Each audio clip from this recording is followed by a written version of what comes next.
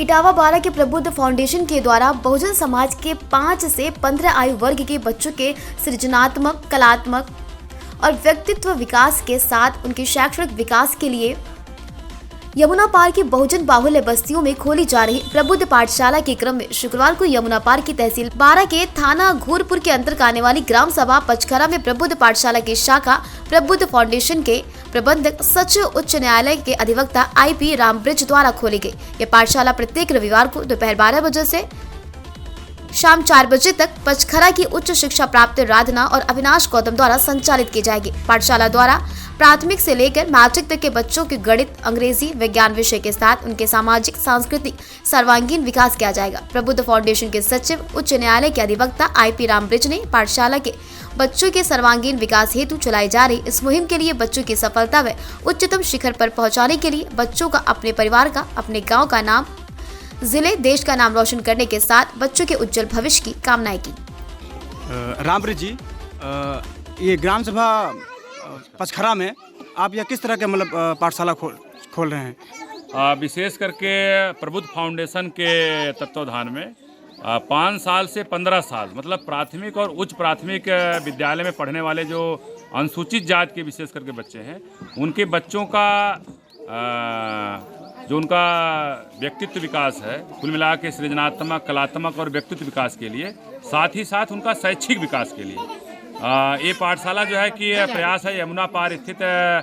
जो सैकड़ों ग्राम सभाएं हैं और जो बहुजन बाहुल्य बस्तियां हैं, उन बहुजन बाहुल्य बस्तियों में इस तरह से पाठशाला खोल करके बहुजन समाज जो उनकी शिक्षा, बहुजन समाज के बच्चों की जो शिक्षा हाशिए पर है, उनका जैसे गणित हो गया, अंग्रेजी हो गया, जो विज्ञान है, इन 3 सब्जेक्ट को या 3 विषयों की मजबूती प्रदान करने के लिए इस तरह से प्रबुद्ध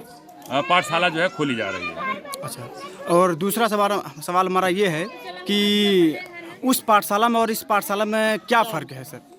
देखिए, सरकार द्वारा जो मान्यता पार या सरकारी जो स्कूल खुले हुए हैं,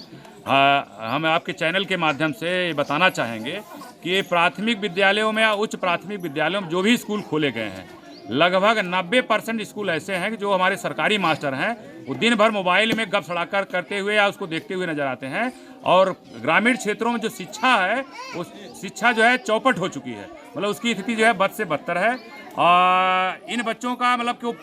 एडमिशन तो हमारी सरकारी स्कूलों में है, लेकिन ग्रामीण क्षेत्रों में प्रबुद्ध पाठशाला के माध्यम से हम बच्चों का जो है शैक्षिक विकास करके इनके जो सपने हैं, इनके माँ बाप के जो सपने हैं, इन सपनों को साकार करने के लिए इस तरह से प्रबुद्ध पाठशालाएं चलाई जा रही हैं, जिनके सृजनात्मक, कलात्मक और व्यक्तित्व विकास के साथ साथ इनका जो शैक्षिक स्तर है, विशेष करके गणित है, विज्ञान है, अंग्रेजी, अगर 3 मजबूती आ जाए तो बच्चे जो है कि बुलंदियों को छू सकते हैं। ये दोनों में यही विशेष करके अंतर है। चलिए, और इस तरह मतलब आप क्या सभी गांवों को मतलब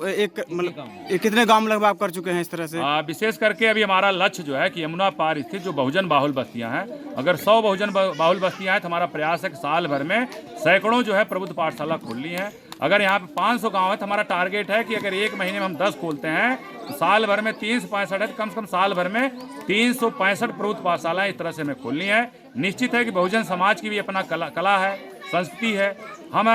पठन पाठन के साथ साथ इनका शैक्षिक स्तर विकास के साथ साथ इनका जो है कि इनका सांस्कृतिक जो है विकास भी करना चाहते हैं। जैसे बच्चे नृत्य करना चाहते हैं, नाटक करना चाहते हैं, गीत गाना चाहते हैं। हमारे बहुजन समाज के जो महापुरुष हैं, उनके जीवन पे आधारित, उनके संघर्षों पर आधारित, उनके जो